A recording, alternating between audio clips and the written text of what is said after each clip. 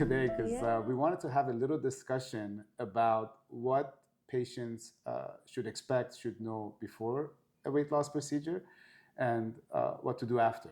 And because our goal really is to have complete success, not only for patients to lose the weight, which we all know they do, but also to maintain it and keep it off a lifetime. So what would you say are the main keys or things to keep in mind for patients who are considering weight loss surgery? I think, it is critical for patients to understand that this is a fantastic tool to really assist in your weight loss, but it really does come down to your dietary and lifestyle changes following surgery, right?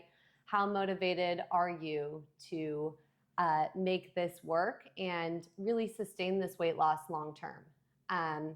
Of course, diet is a huge factor in weight maintenance and weight loss, but we also know that exercise is also very critical. So, if we can kind of combine the two, chances of seeing long-term weight loss, it's going to be a success. Yeah.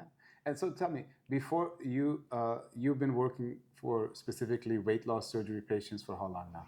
A few years, 2.5, 3 years, yeah. Okay. And before that, what was your focus? Before that, I was in the medical nutrition world, right? Medical nutrition therapies. So really seeing patients who struggled with, hypertension, kidney failure, type 2 diabetes. So in that time, I found one of the biggest common denominators was being overweight or obese. So that is when I then shifted my priority to weight loss and weight management. And I really wanted to focus in on that area because I definitely understand the correlation and how all those other things can be diminished by simply losing even 10% of weight, right? So having worked in this weight loss surgery world, because we're dealing with patients who have been struggling with significant weight for a extensive, extended number of years. This is not just some pregnancy weight that we're trying to get rid of with surgery. So when somebody comes to that decision, in this patient population, what have you noticed that's different than your average, someone else who's gained 5 or 10 pounds and is trying to lose them? What do you think has led to this? Years and years of poor eating habits, right? Even more than that, maybe not even being educated, right, on what are the right food choices to make, right? What should I include on my plate? What should I limit? What should I prioritize as far as the diet goes? And there are so many different diets out now today, right? There's a lot of fad diets on the market. There's, we hear about them all the time. And so providing that education to patients and giving them a sense of what they really need to focus on and simplifying it is really critical. Yeah. Absolutely. I realize also that education and something that really hasn't been a focus of any part of high school education, college education. As I went through medical school and training in surgery, there was no focus on diet and eating habits and what's good and what's not. And we've had the pyramid that's been up there, but really that doesn't tell you much about how much you should eat, what you should eat, and what things to avoid.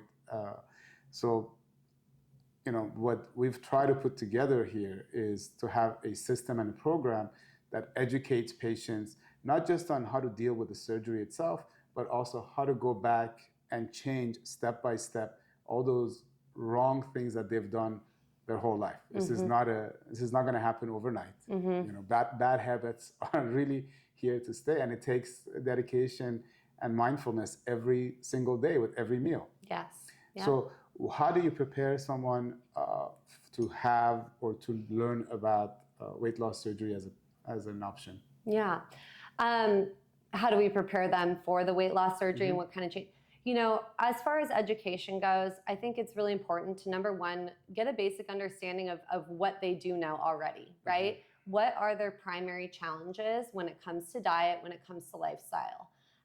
We really do focus on intuitive eating behaviors, right? We focus on identifying your fullness, identifying your thirst cues, identifying your hunger cues, right? Once you can kind of get a sense of those different cues, you can get an idea of when you need to stop, right? Eating slowly, chewing your food well, being very mindful during your meal times, right?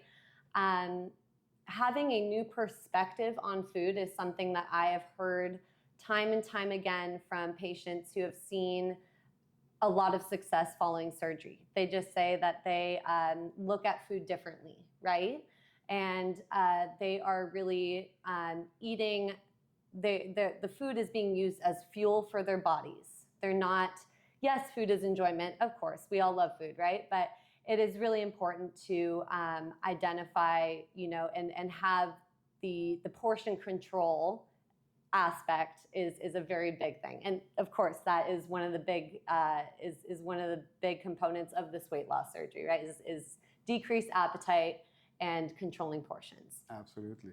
Now, I can't help to think or reflect back on myself and how I eat, and I still have some habits that I have a hard time getting rid of. Yeah. And it's just I have this amazing love for dark chocolate. Okay. So how do I manage that? Well, number one, I'm glad you're eating dark chocolate. At least you get to antioxidants there. When it comes to food cravings, those cravings may or may not ever truly disappear. It's important to identify when you are eating out of emotion or when you're eating out of hunger, right? A lot of times our emotions are heavily influencing and sort of clouding our judgments when it comes to food. So the first thing I always tell my patients is, listen, we got to kind of identify, number one, is this a true hunger cue that you're experiencing right now? Or is this something that, maybe you've had a very stressful day? Maybe you're going through a very hard time and you're using food to cope with that emotion. If that's the case, then we want to sort of pivot and find another way to cope with that emotion, right? Something that will further benefit their weight loss. Maybe it is going on a walk. Hopefully we can increase that activity. Maybe it is just journaling or doing something artistic, playing music, finding something that can distract yourself from that temporary craving that you get. Right. So, let's fast forward a little bit. Patients come, they get prepared, and they have the procedure done. I mean, that's sort of my part that we do this a lot. But, they do follow up with you and talk to you about different things that they would with me. So what do you hear from patients, let's say, immediately after surgery, within the first few weeks? What do they notice that's different? Yeah.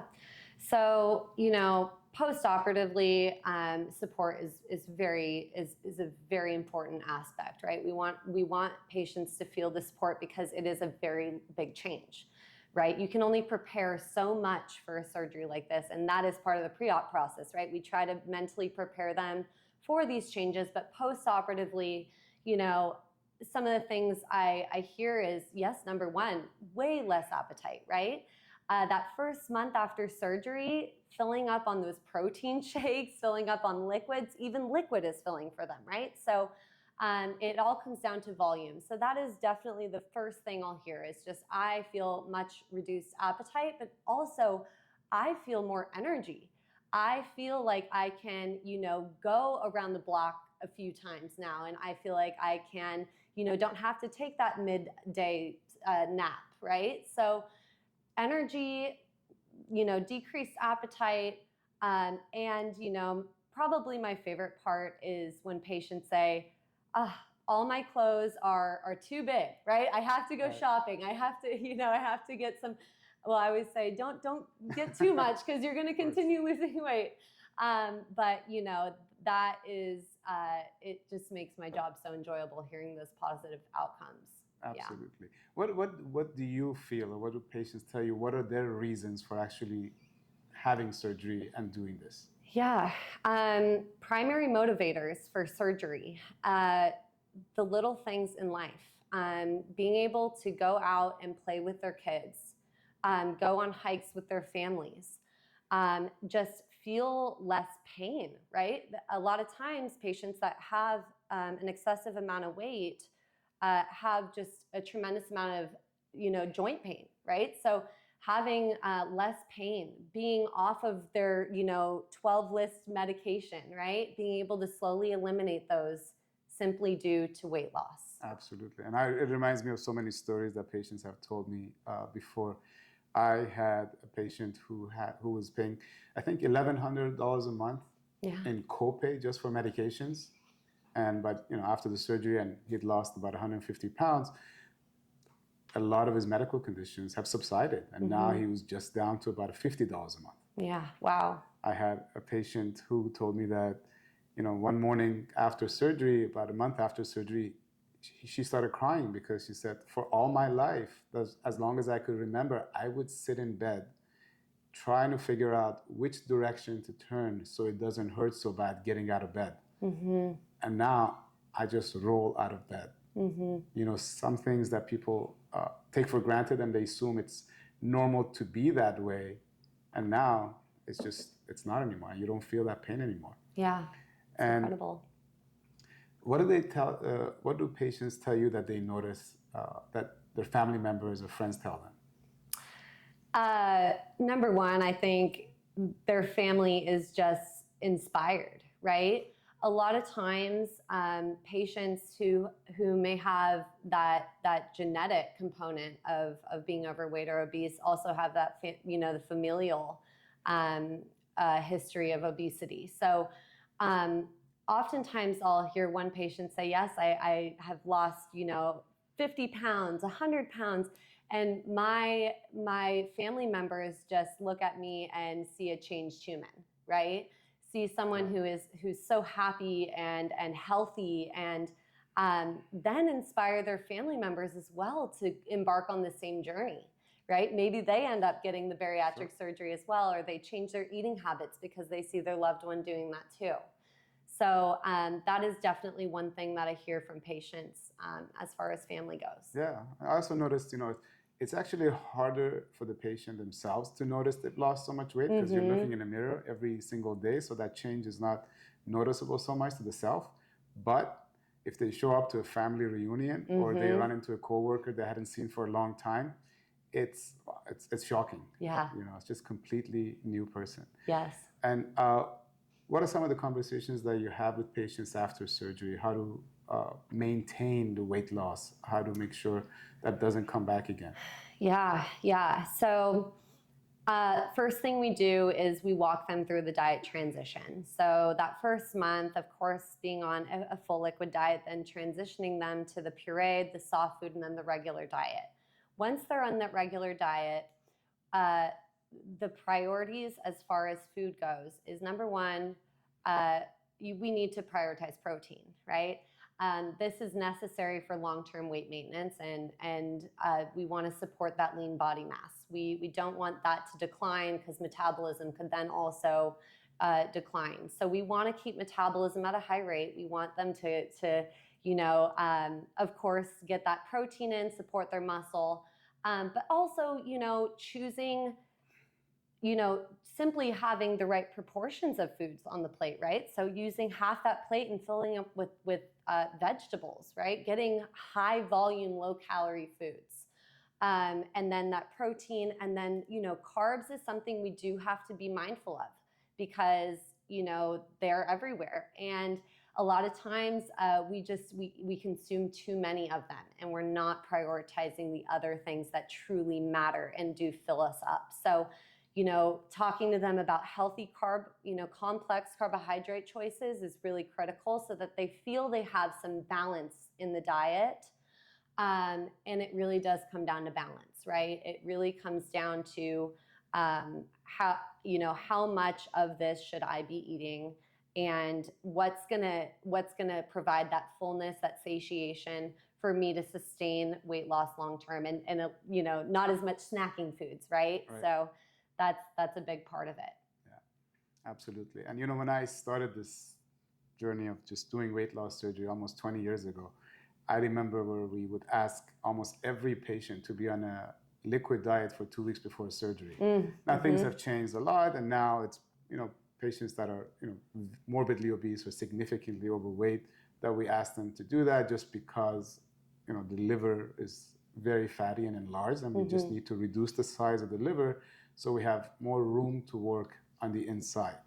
Tell me about the challenge that some patients feel before surgery of doing that liquid diet when they have a normal sized stomach and how they deal with that, as opposed to how that feels after? Yeah. It's very different, right? You think about the size of the stomach prior to surgery, it could be 4 times the size or more, right? So it is challenging. And having the support from a dietitian and the West Medical team, through that challenge, but understanding that that is very temporary, that this is something that is required, number one, to have a healthy outcome and safe surgery, but also, promote some weight loss prior to surgery, right? Get your journey started those weeks prior to surgery. And maybe it just does come down to patients who need that additional phone call just to say, you're doing good. This is you're following the program, and please keep in mind what your long-term goal is, right? That should help motivate you through those weeks prior to surgery when your stomach is still the size it is. After surgery, of course, it's so different. They can hardly believe that, a shake or two fills them up for the entire day. Yeah. And so at that point, what I was talking about with perspective, it shifts, right? And it's much easier after surgery to stay full. Absolutely. There is a lot of weight loss surgery. There's different options, and there's options for different places. I know some people go to Mexico to get this done, obviously significantly lower in cost. Safety is always a question, and we deal with a lot of complications of patients who've had it done outside of the States.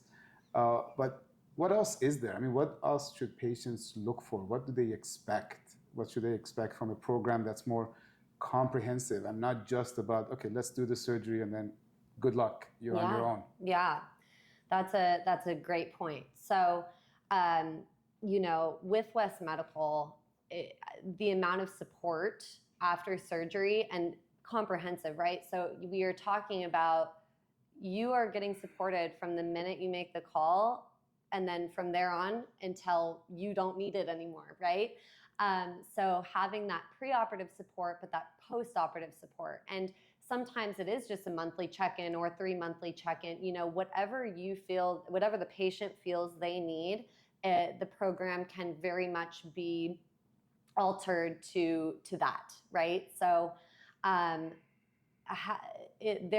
the amount of patients that I've seen, have long-term success and sustain their goal weight, those are the patients that I continue to talk to, right? And I do, and I've heard over and over again from these patients that it is so nice and helpful to have that accountability, right? Even if it is a brief conversation, just how are things going? What are challenges you're experiencing? What have been your successful moments following surgery, right? How have things shifted for you, particularly when it comes to the diet? Yeah. We all struggle with things through life, and we all think that we're the only ones who are struggling. Mm-hmm. And you feel very, alone sometimes in your struggle. Yeah.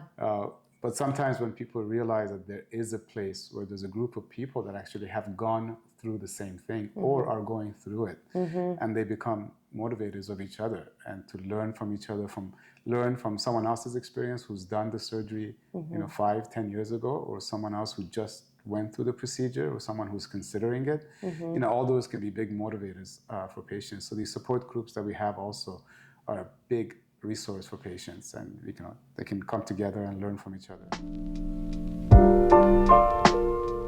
So one of the big ticket items after surgery are beverages, snacking. Yeah, we talk about how to have, just meals and try not to snack so much in the middle, but what are some of the words of wisdom from you? Yeah. So, after surgery, the big difference is the volume of your stomach, right? So it is going to be much, much smaller. And with that being said, in order to meet protein goals, in order to have the nutrition you need to get through the day, small frequent meals are definitely recommended. But those small frequent meals should consist of balance, right? They should consist of a small amount of protein, a few vegetables, right? And it is more so with those small frequent meals, what we're preventing is appetite from building throughout the day and then eating a large portion at night, right? The large portion then can lead to the complications, right? Vomiting perhaps, and also stretching of the stomach, right? So we really do want to prioritize the small frequent meals throughout the day, having that balance, providing that satiation that we need. When it comes to beverages, beverages are just as important, your beverage choices, as your food choices. We know that there are so many beverages out there that have tons of added sugars, right? And those are considered empty calories, right? They taste good, but they don't do anything for us as far as nutrition goes, right? They just add pounds to the waist. So we really want to eliminate those added sugar, beverages. We want to do calorie-free, sugar-free liquids, and there are a ton of those on the market, right? Everything from Crystal Light, Vitamin Water Zero, Gatorade Zero, Propel Zero, you name it, right? There's tons. Also the carbonation, right? We definitely want to eliminate carbonation after surgery as well. So patients who are addicted to carbonation leading up to surgery, I always say, listen, we got to slowly wean off of it, and then we'll get you off prior to surgery. And then once your surgery happens, we're going to replace that carbonated beverage with a Crystal Light, right? And give them an option as far as you don't have to just consume water. You can consume all those other beverages as well. Yeah, I think you hit a very good point, is that you can't just tell people or patients don't. You can't just say, well, eliminate this, because it's hard and the brain doesn't understand negative. But if you say, instead of, when you desire beverages or carbonation, then instead of that, you should change your habits and have this one instead, is actually giving them a guideline or a roadmap to be successful. Just saying no doesn't really work. And if it was that easy, people would just stop eating. Yeah, I completely agree. And you know what? That is one of the things that I really do promote, is not always what can I take away from my diet, but what can I add in to make this a healthful eating pattern for me, right?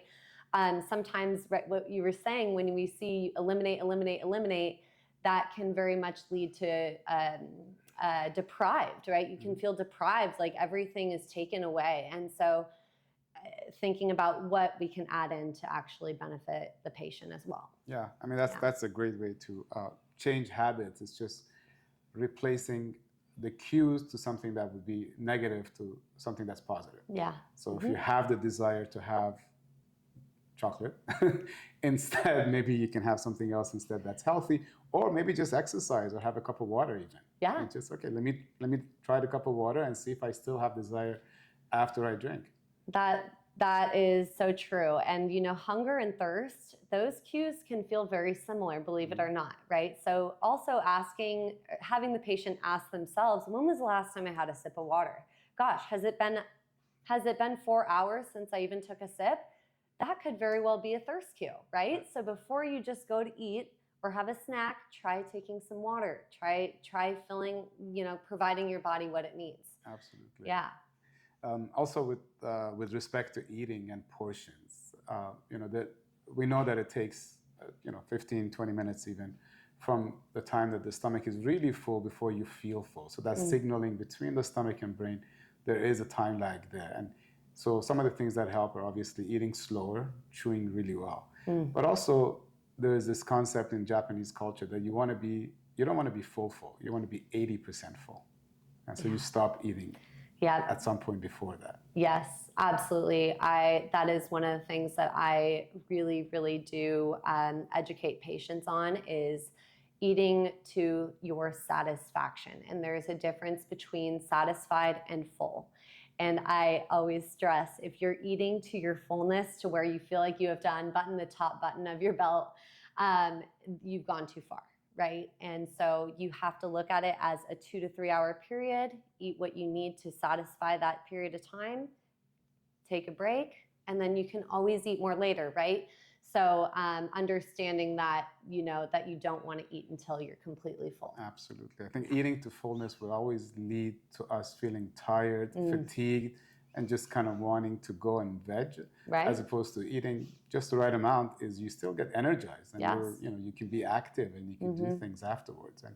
And keeping that in mind, makes you think, okay, well, do I really want to be laying down after this, or do I want to be active and enjoy my life still? Yeah. Unfortunately, they lose more muscle than they lose fat. So when you lose more muscle, your metabolic rate goes down. So now, if let's say you lost 30 pounds, 20 pounds of it is muscle. Now you go back and eat the same food, you start to gain weight and more weight because you're not breaking it down like you had 20 pounds of muscle. Right. And so it kind of forces you to stay on the same medication for life if you don't do it right. And also, it forces you to go up on the dosage of medication. And as you go up on the dosage of the medication, that's where more of the complications happen, just specifically gastroparesis and things not going through, and there's reports of permanent gastroparesis, which is very devastating. Oh gosh. So, pancreatitis, gallbladder issues, all that. So yeah. Certainly people can try it at lower doses, but they need to keep in mind that these are not without risks or complications after. And they're not the easy way. There's all kinds of medications have come and gone that help patients suppress appetite. And now we have this new class of drugs, the semaglutides, the GLP-1 agonists, the Ozempics of the world, that have first came in as just a treatment for diabetes or management of diabetes. And now we know that they lead to weight loss. And we get a lot of calls. We have a lot of patients that we actually put them on these medications. They're successful at losing weight. What are some of the things that patients need to know about these medications? So obviously the appetite suppressing is the method that it works, right? So appetite suppressants. With that being said, you really need to still have a very high protein intake, right? If this medication is causing, your lean body mass to drop, your muscle mass to drop, and if you are not intaking enough protein to support your muscle mass because you are also experiencing an appetite suppressant, it can be a very delicate balance, right? So with that drop in lean body mass muscle, you also experience that drop of metabolism. And the rate at which you burn calories at rest. Of course, we want to keep that high. We want to burn as many calories as we can when we're talking about weight loss, right? So that is certainly something that I think patients need to be aware of prior to talking about doing Ozempic and doing these injections. Absolutely. And we see a lot of success with them. And more than just pure success on the scale, it's actually the lean body mass and how much fat someone loses.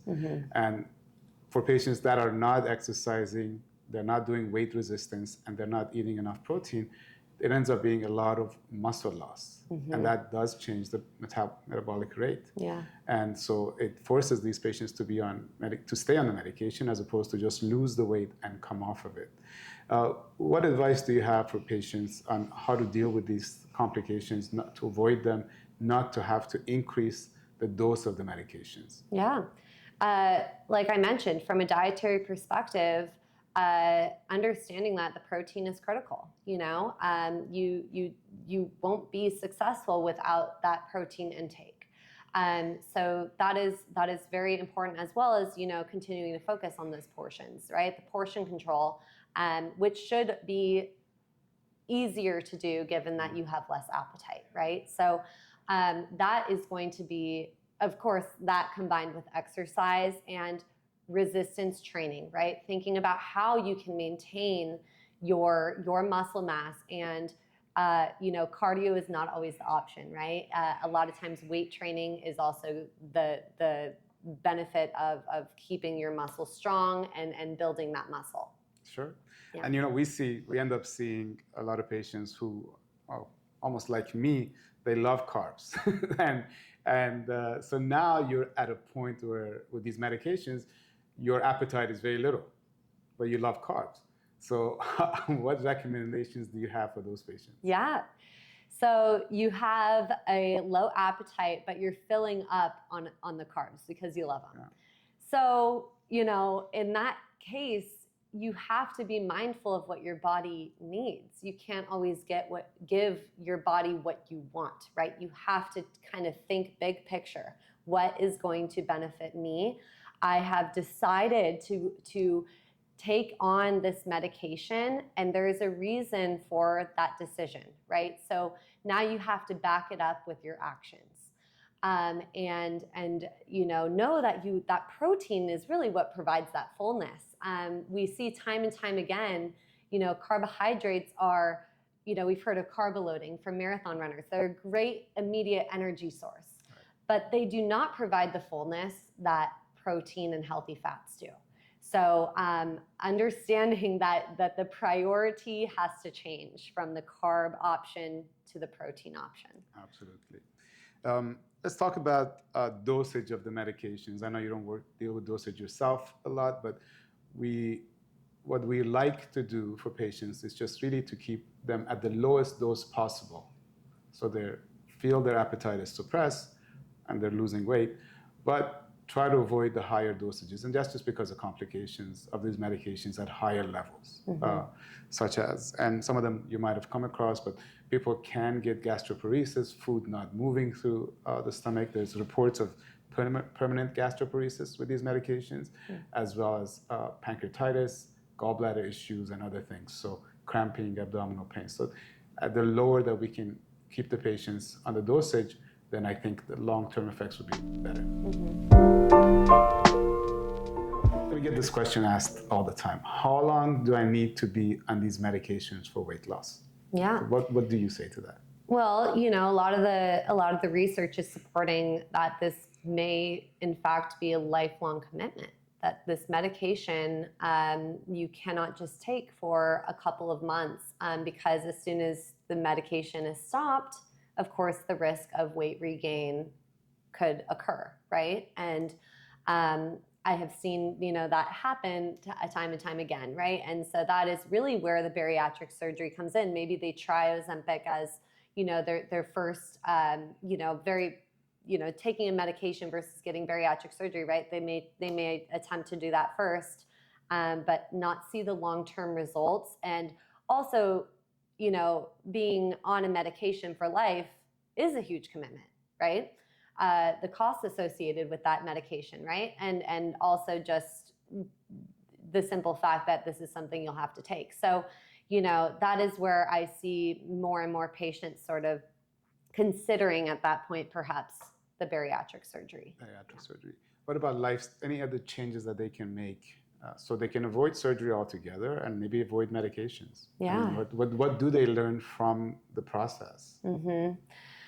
Yeah, that is something that I always educate patients on is knowing that, okay, are you capable of losing weight by yourself without any interventions? So a lot of times we'll look at their history, right? How much weight loss have you seen before? Have you ever had success with, the keto diet or, any other diet that's on the market, right? So we'll take a look at that and evaluate what their current eating patterns are, right? Sometimes it is a matter of just eliminating the soda and putting in a sugar-free liquid that can really promote some weight loss. So I'm always going to say, let's do what we can and give it your 110% effort to see if we can promote this weight loss prior to anything. What other things do people notice and that they need to deal with? Yeah. On the social aspect or other things?